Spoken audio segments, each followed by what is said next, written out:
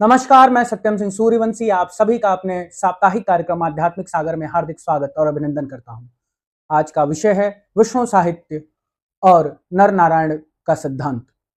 विष्णु साहित्य सनातन संस्कृति में शैव साहित्य के समानांतर ही सबसे प्रचलित आध्यात्मिक साहित्य है। विष्णु साहित्य में एक ऐसे ईश्वर की कल्पना है जो गुणवान है, जो साकार है, जिसके विभिन्न स्वरूप हैं और वह संपूर्ण सृष्टि का कारण है। शिव साहित्य भी कुछ इस प्रकार ही व्याख्या करता है, लेकिन शिव साहित्य में ईश्वर निराकार है और निर्गुण है। जब तक मनुष्यों ने ईश्वर को क्रिया का कारण माना, कोई भी क्रिया होती है अगर उसका कारण ईश्वर है, तब तक ईश्वर शिव का स्वरूप है। लेकिन जब क्रिया से विशेषण की तरफ बढ़ा गया, ईश्वर को विशेषण के स्वरूप में देखा जाने लगा, तब वही ईश्वर विष्णु बन गया।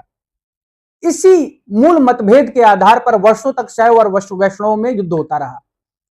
शैवों का यह मानना है कि ईश्वर क्रिया का कारण है और वैष्णव का यह मानना है कि ईश्वर विशेषण है, सभी गुणों का विशेषण है, सभी क्रियाओं का विशेषण है। लेकिन यह यथार्थ सत्य है कि ईश्वर एक ही है, वही क्रिया भी है, वही विशेषण भी है, वही क्रिया का कारण भी है और वही विशेषण का भी कारण है। लेकिन इस मतभेद को समाप्त करने के लिए आदि गुरु शंकराचार्य ने विभिन्न प्रकार के साहित्यों और कथाओं का निर्माण करके शिव और विष्णु को एक स्वरूप बताया और मतभेद को समाप्त करने का प्रयास किया। लेकिन आज भी शैव और वैष्णव में एक मतभेद बना रहता है और इसी को सुलझाने के लिए मैं गहराई से विष्णु साहित्य को समझाने का प्रयास करूंगा। विष्णु साहित्य को समझने के लिए सर्वप्रथम हमें यह समझना होगा कि ईश्वर का विशेषण व्याख्या करने का हमारा अधिकार ही नहीं है, क्योंकि हम स्वयं के निर्माता के विशेषण का व्याख्या कर ही नहीं सकते हैं। हम उसके विशेषण का व्याख्या नहीं कर सकते जो संपूर्ण सृष्टि का निर्माता है, संपूर्ण सृष्टि का एक ईश्वर है। उसके विशेषण का व्याख्या करने के लिए हमारी बौद्धिक क्षमता, हमारी शारीरिक क्षमता पर्याप्त नहीं है। इसीलिए मेरा यह मानना है कि ईश्वर निराकार निर्गुण है, वो गुणवान नहीं है। गुण जो होता है वह प्रकृति का होता है, प्रकृति गुणों से युक्त है। प्रकृति के 3 गुण हैं, एंग ह्रींग क्लींग, अर्थात प्रकृति 3 प्रकार के गुणों, सतोगुण, रजोगुण और तमोगुण के स्वरूप में गुण को व्यक्त करती है, गुणों का कारण है। जब प्रकृति गुणों का कारण हो गई तो ईश्वर दृष्टि मात्र कार्य करता है, ईश्वर की दृष्टि होती है और गुण प्रकृति के होते हैं। यह शैव सिद्धांत है, यह हमारा व्यक्तिगत सिद्धांत है कि प्रकृति गुणों से युक्त है, प्रकृति के 3 गुण होते हैं, जबकि ईश्वर उन गुणों के विस्तार की दृष्टि का आधार है। ईश्वर दृष्टि है और जो दृश्यमान है वो प्रकृति है और यही वास्तविक सत्य है, जो यथार्थ सत्य है। लेकिन विष्णु साहित्य यह मानता है कि ईश्वर भी गुणवान है, ईश्वर भी गुणों का खान है। इसीलिए वह ईश्वर को क्रिया का कारण होने के साथ ही विशेषण के स्वरूप में भी देखती है और यहीं से विशेषण से विष्णु शब्द की उत्पत्ति होती है और विष्णु साहित्य का जन्म होता है। जबकि विष्णु साहित्य के जन्म का मूल आधार ही गलत है। शैव साहित्य विष्णु साहित्य की अपेक्षा यथार्थ सत्य है, जबकि विष्णु साहित्य अभी भ्रमित है, क्योंकि वह विष्णु अर्थात ईश्वर को विशेषण के स्वरूप में देखता है, जबकि जो ईश्वर है वह क्रिया का कारण है, निर्गुण है, निराकार है, जो व्यक्त है, जो गुणों से युक्त है, विशेषण से युक्त है, वह प्रकृति है और प्रकृति विशेषण से युक्त होकर सृष्टि के 3 स्वरूपों की व्याख्या का आधार बनती है। जबकि ईश्वर सिर्फ और सिर्फ दृष्टि का कारण है, वह दृश्यमान नहीं होता है, गुणों के रूप में विशेषण व्यक्त नहीं करता है। हमें यह भी समझना होगा कि विष्णु साहित्य में 3 प्रकार के विष्णु की बात की गई है। सर्वप्रथम कारणोदकशायी विष्णु, दूसरा गर्भोदकशायी विष्णु और तीसरा क्षीरोदकशायी विष्णु। 3 प्रकार के विष्णु का वर्णन है। प्रथम जो महाविष्णु के स्वरूप में जाने जाते हैं वह संपूर्ण सृष्टि, अनंत सृष्टि के निर्माता के स्वरूप में देखे जाते हैं। दूसरे जो ब्रह्मांड में प्रकट होते हैं, अर्थात जो व्यक्त प्रकृति में, भौतिक सृष्टि में प्रकट होते हैं मनुष्यों के सामने, वह गर्भोदकशायी विष्णु है।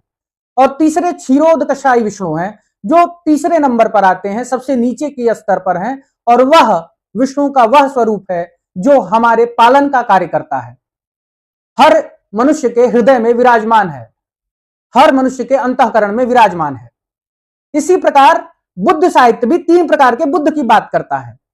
एक धर्मकाय बुद्ध जो शाश्वत ईश्वर का स्वरूप है, दूसरा संभोगकाय बुद्ध जो एक प्रकार से बोधिसत्व को ही प्रकट होते हैं और बोधिसत्व व्यक्ति ही उनके दर्शन कर सकता है, और तीसरे निर्माणकाय बुद्ध जो पृथ्वी पर जन्म लेकर उपदेश देने का कार्य करते हैं। अगर इन तीनों की व्याख्या देखा जाए, बुद्ध साहित्य और विष्णु साहित्य, तो दोनों की व्याख्या का मूल आधार एक ही है। यह नहीं कहा जा सकता कि दोनों में कोई भिन्नता है। इसीलिए बुद्ध साहित्य के मानने वाले यह दावा करते हैं कि विष्णु साहित्य का निर्माण बुद्ध की प्रेरणा से हुआ है, और विष्णु साहित्य को मानने वाले यह दावा करते हैं कि बुद्ध साहित्य का निर्माण विष्णु साहित्य की प्रेरणा से हुआ है। लेकिन हम इस विवाद में नहीं पड़ेंगे, हम इसके मूल आधार को समझने का प्रयास करेंगे। सर्वप्रथम हमें यह समझने की आवश्यकता है कि यह संपूर्ण सृष्टि तीन प्रकार से अपने को व्यक्त करती है। प्रथम जो व्यक्त प्रकृति है, जिस प्रकृति भौतिक सृष्टि में हम सभी रहते हैं, अपने नग्न आंखों से जिसे हम देख सकते हैं, उसे भौतिक सृष्टि कहा जाता है। वह व्यक्त प्रकृति है जो व्यक्त हो रही है, जो दिखाई दे रही है। दूसरी होती है अव्यक्त प्रकृति। इस प्रकृति का अव्यक्त स्वरूप जो प्राण का संसार है, जो प्राण का संसार है, दिखाई नहीं देता है, लेकिन वह प्राण ऊर्जा के स्वरूप में हमारे शरीर और संपूर्ण सृष्टि में व्याप्त है, वह दूसरी सृष्टि हो गई। और तीसरी सृष्टि जो प्रकृति से परे है, जहां प्रकृति का कोई भी जुड़ाव नहीं है, उसे आत्मीय संसार की भी सृष्टि कहा जाता है। और वह आत्मीय संसार की सृष्टि तीसरी सृष्टि है। तीन प्रकार की सृष्टि में तीन प्रकार के विष्णु अथवा तीन प्रकार के बुद्ध की कल्पना की गई है, जो तीन प्रकार के कार्य करते हैं। वह कार्य करते हैं, उनका गुण है, उनका विशेषण है, इसीलिए उन्हें विष्णु कहा जाता है। इसीलिए बुद्ध को भी विष्णु के अवतार के स्वरूप में बता दिया गया है। और बुद्ध साहित्य में भी तीन प्रकार के बुद्ध की बात की गई है, वहां भी विशेषण बताने का प्रयास हुआ है। ईश्वर के कार्यशैली के बारे में जानने और बताने का प्रयास किया गया है कि तीन प्रकार से ईश्वर कार्य करते हैं, तीन प्रकार की सृष्टि में कार्य करते हैं। प्रथम महाविष्णु या फिर कहें धर्मकाय बुद्ध। महाविष्णु या फिर धर्मकाय बुद्ध शाश्वत ईश्वर का स्वरूप माने गए हैं, जो संपूर्ण ब्रह्मांड के निर्माता हैं, जो आत्मिक सृष्टि में रहते हैं। यहां से हमें एक आत्मिक सृष्टि का वर्णन स्पष्ट रूप से समझ में आ जाता है कि एक आत्मीय संसार है जो प्रकृति से परे है, जहां पर एक ऐसा ईश्वर निवास करता है जो संपूर्ण ब्रह्मांड, विभिन्न प्रकार के ब्रह्मांडों का निर्माण करता है, और निराकार ईश्वर शाश्वत सत्य का प्रतीक है। दूसरा जो प्राण का संसार है, वहां पर बुद्ध साहित्य संभोगकाय बुद्ध की बात करता है, और विष्णु साहित्य गर्भोदकशायी विष्णु की बात करता है। एक जगह संभोग शब्द का इस्तेमाल है, दूसरी जगह गर्भ शब्द का इस्तेमाल है, अर्थात जहां से जीवन ऊर्जा का निर्माण होता है, और वह जीवन ऊर्जा प्राण का संसार है। इसीलिए प्राण के संसार को जो चलाने वाला है, ईश्वर का स्वरूप है, उसे गर्भोदकशायी विष्णु और संभोगकाय बुद्ध के स्वरूप में देखा जाता है। और तीसरे विष्णु क्षीर सागर के निवास करने वाले क्षीरोदकशायी विष्णु या फिर निर्माणकाय बुद्ध के स्वरूप में जाना जाता है, जो पृथ्वी पर जन्म लेकर मानवता का उपदेश देते हैं, मानवता का पालन करते हैं। और क्योंकि वो व्यक्त हैं, तो वो निर्माण के कारण है, निर्माणकाय बुद्ध हो गए। वो व्यक्त हैं तो वो इसीलिए वो क्षीर सागर में विराजमान होते हैं। और सृष्टि के हर क्षीर सागर जो दुग्ध का संसार है, वो वास्तविक रूप से हमारा शरीर है। हमारा शरीर ही दुग्ध से निर्मित है, माँ के दूध या फिर जीवों गाय के दूध से निर्मित है। तो क्षीरोदकशायी विष्णु हमारे भीतर ही स्थित है, हम हर व्यक्ति के हृदय में विराजमान है। तो इस प्रकार से विभिन्न प्रकार के विष्णु साहित्य का निर्माण किया गया है, बुद्ध साहित्य का निर्माण किया गया है। लेकिन यह ईश्वर को तीन प्रकार की सृष्टि में विभिन्न स्वरूप में दिखाने का प्रयास किया गया है, जबकि सत्य यह है कि तीन प्रकार की सृष्टि में ईश्वर विभिन्न स्वरूप में व्याप्त नहीं होता है। प्रकृति दो सृष्टियों में अपना स्वयं का प्रत्यक्ष नियंत्रण रखती है। व्यक्त प्रकृति जो हमारा यह संसार है, भौतिक सृष्टि, वहां प्रकृति का नियंत्रण है, प्रकृति यहां की संचालन करता है। जो अव्यक्त प्रकृति है, जो प्राण का संसार है, वहां भी प्रकृति का ही नियंत्रण है, वहां भी प्रकृति पूर्ण रूप से नियंत्रण स्थापित करके रखी हुई है। जो ईश्वर है वह आत्मीय संसार का पिता है, आत्मीय संसार का निर्माता है। वह भौतिक सृष्टि और अभौतिक सृष्टि से परे की चीज है ईश्वर, इसीलिए वो निर्गुण है, निराकार है, वो सगुण नहीं हो सकता। इसीलिए हम यह स्पष्ट रूप से समझना चाहिए कि विष्णु साहित्य मूल रूप से सत्य की व्याख्या करने में असफल है। इसी प्रकार विष्णु साहित्य के अवतारवाद की भी व्याख्या देखने को मिलती है, जहां पर मत्स्य अवतार से लेकर कल की अवतार तक का वर्णन है। वहां पर उस कालखंड के सबसे महत्वपूर्ण जीव जो विशेष प्रकार के विशेषण को प्रत्यक्ष रूप से स्थापित करता है, उसे विष्णु का अवतार स्थापित किया गया है। जैसे जब पृथ्वी का निर्माण हो रहा था, तब लाखों वर्षों तक बारिश हुई, ज्वालामुखियां समाप्त हुई, समुद्र चारों तरफ भर गया। समुद्र में प्रत्यक्ष रूप से जन्म लेने वाला पहला जीव मछली था, जिसके अंदर विशेषण था, कुछ नया था, विशेष था, इसीलिए वो विष्णु का स्वरूप मान ली गई। उसे कथाओं के माध्यम से विष्णु का अवतार बता दिया गया है।